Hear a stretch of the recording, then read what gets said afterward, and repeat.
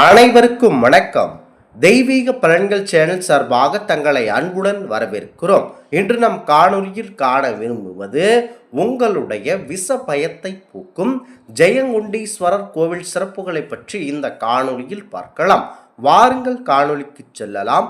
மறக்காமல் ஒரு சப்ஸ்கிரைப் செய்யவும். நம்பினாருக்கு நடராஜன் என்ற பழமொழி என்றுமே பொய்க்காது என்பதற்கு சான்றாகும் ஜெயங்கொண்டீஸ்வரர் ஆலயம். அதாவது பரமல் சிவபெருமானின்றி ஒரு அணுவும் அசையாது என்பதற்கு ஒரு உதாரணமாக திகழ்கிறது இந்த நந்தகாடையூர் கோவில் ஆகும். கொங்கு நாட்டின் சோழர்கள் அதாவது கொங்கு நாட்டில் ஆட்சி காலத்தில் நீடித்தது இந்த கோவில் சிறப்பாகும். சோழர்களது ஈடு இணையில்லா சிவபக்தி காரணமாக இந்த கொங்கு தேசத்தின் சிவாலயங்கள் 27 சோழர்கள் ததா பின்தணித்துள்ளனர். இதன் காரணமாக இந்த 27 சிவாலயங்களிலும் பரமல் சிவபெருமான் ஸ்ரீ சோனீஸ்வரர் என்று அழைக்கப்படுகிறார். ராஜராஜ சோழனின் பல்வேறு பட்டம் பெயர்களும் ஒன்று ஜெயங்கொண்டார். இந்த ராஜராஜ சோழன் இந்த நந்தகாடையூர் திருத்தலத்தில் நிறுவிய சிவபெருமான் இவரது பட்ட பெயர்களால் ஜெயங்கொண்டீஸ்வரர் என்று போற்றப்படுகிறார். அவ்வளவு சிறப்பு மிக்க இந்த கோவில் மிகவும் சிறப்பானதாகும்.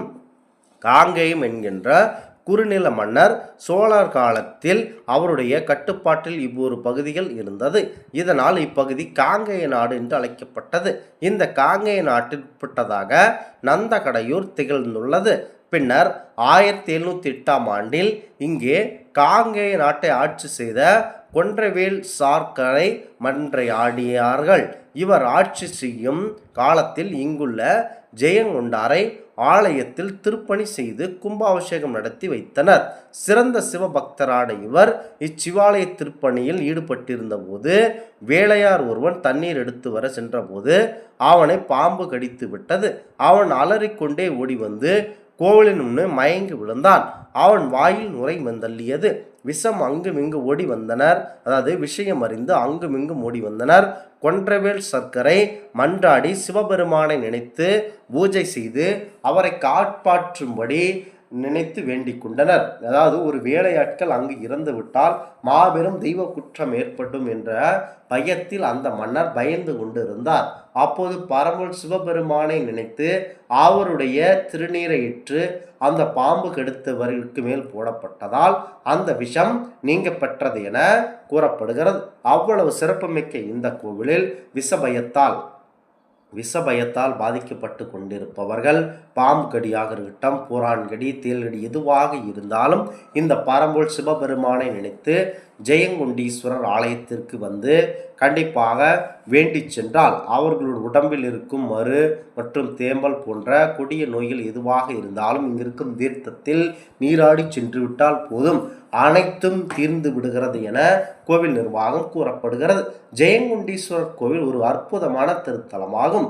பரம்பொருள் சிவபெருமானை நினைத்து உங்களுடைய குழந்தைகளுக்கு எந்த பிரச்சனையாக இருந்தாலும் சரி, விஷபயமாகத்தான் இருக்க வேண்டும் என்பதெல்லாம் கிடையாது.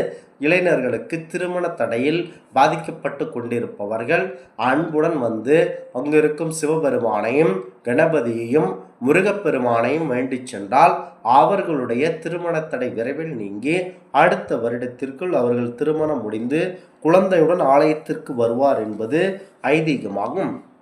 அடுத்ததாக உங்கள் வீட்டில் யாரேனும் கடுமையாக நோய் பாதிப்பில் பாதிக்கப்பட்டு விஷபயத்தால், அதாவது 2 மாதத்திற்கு முன்போ 1 வருடங்களுக்கு முன்போ ஏதேனும் விஷம் உங்களை தீண்டி இருந்தால், அந்த பயத்தில் வாடிக்கொண்டிருந்தால் நீங்கள் கண்டிப்பாக ஜெயங்கொண்டீஸ்வரர் ஆலயத்திற்கு வந்து பரமன் சிவபெருமானையும் அம்பாளையும் நினைத்து கண்டிப்பாக வணங்குங்கள்.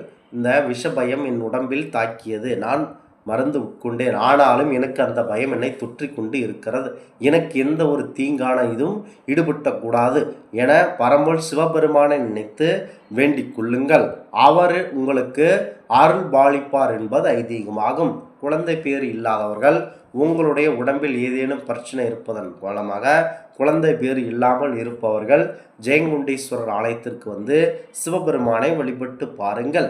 கண்டிப்பாக உங்களுக்கு இந்த பிரச்சனை விரைவில் நீங்க பெறும்.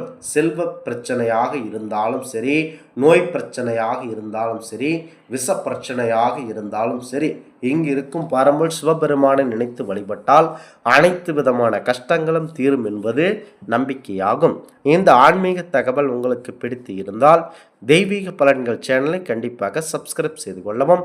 மீண்டும் ஒரு நல்லதொரு காணொளியில் உங்களை சந்திக்கிறோம். நன்றி, வணக்கம்.